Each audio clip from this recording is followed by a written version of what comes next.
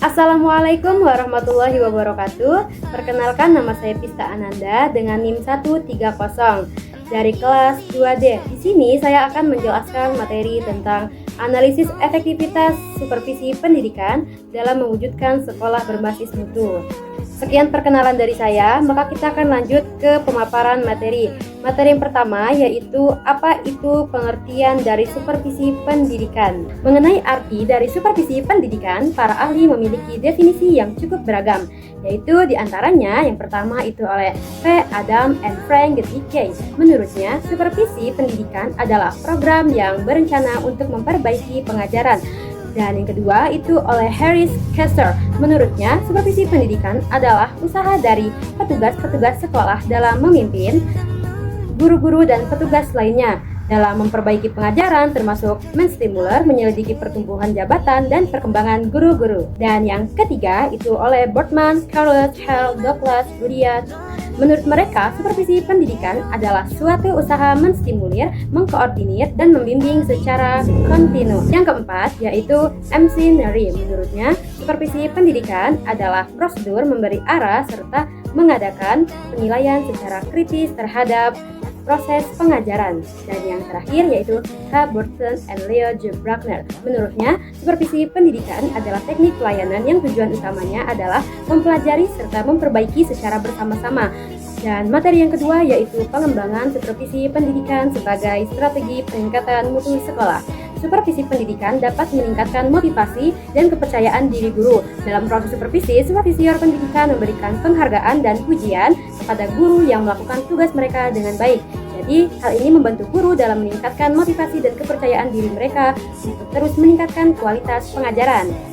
Beberapa dampak dari perkembangan supervisi pendidikan terhadap peningkatan mutu di sekolah di Indonesia, yaitu yang pertama, meningkatkan kinerja guru. Jadi, supervisi pendidikan yang efektif dapat membantu guru dalam meningkatkan keterampilan mengajar, pemahaman terhadap kurikulum, dan kemampuan dalam mengevaluasi hasil belajar siswa. Dan yang kedua, meningkatkan hasil belajar siswa. Supervisi pendidikan yang efektif dapat membantu meningkatkan hasil belajar siswa dengan mengidentifikasi masalah-masalah pembelajaran dan memberikan solusi yang tepat. Yang ketiga, yaitu meningkatkan kualitas manajemen sekolah. Jadi, supervisi pendidikan itu dapat membantu kepala sekolah dalam meningkatkan kualitas manajemen sekolah, seperti pengelolaan sumber daya manusia, keuangan, dan sarana prasarana. Yang keempat, yaitu meningkatkan partisipasi dan motivasi siswa. Supervisi pendidikan dapat membantu guru dalam memberikan pengajaran yang lebih menarik dan interaktif sehingga meningkatkan partisipasi dan motivasi siswa dalam belajar. Yang kelima yaitu meningkatkan akreditasi sekolah. Jadi, supervisi pendidikan yang efektif itu juga bisa membantu sekolah dalam memenuhi standar akreditasi yang ditetapkan oleh pemerintah, sehingga meningkatkan kualitas dan reputasi sekolah. Lalu yang nomor 6, meningkatkan kepercayaan masyarakat. Peningkatan mutu sekolah melalui supervisi pendidikan yang efektif juga dapat meningkatkan kepercayaan masyarakat terhadap pendidikan di Indonesia. Beberapa langkah yang dapat dilakukan dalam pengembangan supervisi pendidikan sebagai strategi peningkatan mutu sekolah yaitu yang pertama, menyediakan pelatihan untuk supervisor pendidikan. Supervisor pendidikan harus dilengkapi dengan keterampilan dan pengetahuan yang diperlukan untuk melakukan tugas mereka secara efektif. Pelatihan yang diberikan harus mencakup pengetahuan tentang strategi pengajaran yang efektif, evaluasi kinerja guru, dan kemampuan manajemen yang baik. Lalu yang kedua, memastikan adanya hubungan yang baik antara supervisor pendidikan dan guru.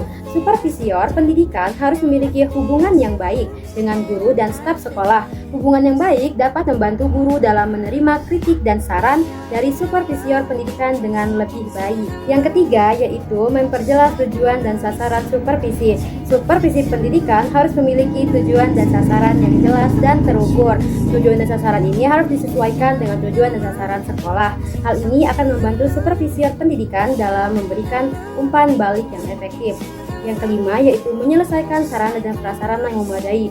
Sekolah harus menyesuaikan sarana dan prasarana yang menandai dan mendukung proses supervisi pendidikan. Dan yang terakhir itu menyelenggarakan pertemuan berkala antara supervisor pendidikan dan guru. Jadi pertemuan berkala antara supervisor pendidikan dan guru itu dapat membantu dalam memperkuat hubungan antara keduanya. Pertemuan ini juga akan dapat digunakan untuk membantu masalah-masalah antara keduanya. Nah, jadi dengan mengembangkan supervisi pendidikan sebagai strategi peningkatan mutu sekolah, diharapkan kualitas pengajaran dan hasil belajar siswa dapat ditingkatkan dengan baik. Jadi, dari materi yang telah saya jelaskan dapat disimpulkan bahwa supervisi pendidikan merupakan faktor penting dalam mewujudkan sekolah yang bermutu. Perannya tidak hanya sebatas mengawasi proses pembelajaran, tetapi juga membina guru agar kualitasnya meningkat dan mutu pendidikan semakin baik. Supervisi yang efektif membantu meningkatkan kompetensi guru, memperbaiki metode pengajaran, serta membangun kerjasama yang baik antara guru dan supervisor. Sekian presentasi yang dapat saya sampaikan. Terima kasih sudah menyimak sampai akhir. Semoga apa yang disampaikan bermanfaat. Wassalamualaikum warahmatullahi wabarakatuh.